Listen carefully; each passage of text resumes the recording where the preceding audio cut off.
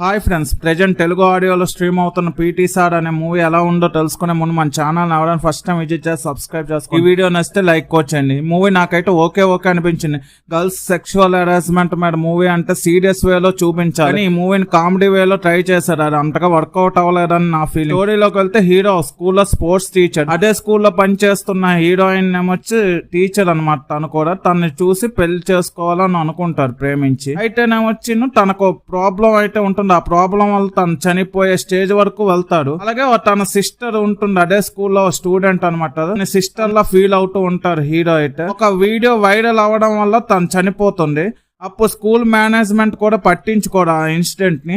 Hero ఏం చేశాడు, తన సిస్టర్ మర్డరా లేదా సూసైడా అనేదే రిమైనింగ్ స్టోరీ. ఒక రొటీన్ కమర్షియల్ మూవీ లాగే ఉంటుంది. ఫస్ట్ హాఫ్ మొత్తం స్కూల్ గ్రౌండ్ లోని ఆడిపిస్తూ స్టూడెంట్స్ కి ఏమొచ్చి మధ్యలో కొన్ని లవ్ ట్రాక్ సీన్స్ తోని బోరింగ్ గా ఉంటుంది.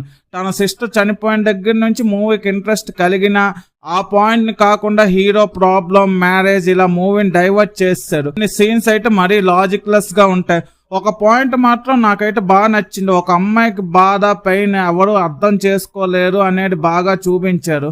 అయితే స్టోరీ పాయింట్ బాగానే ఉన్న, ఎగ్జిక్యూషన్ అయితే బాగాలేదు. ఎక్కువ ల్యాగ్ అండ్ బోరింగ్ సీన్స్ తోనే ఉంటుంది మూవీ అంతా.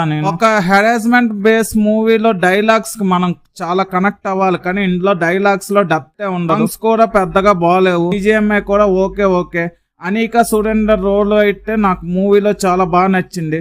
ఓవరాల్ గా no story with lag scenes and boring scenes తో ఉన్న పీటీ సార్ మూవీకి నేను ఇస్తున్న రేటింగ్ 2/5.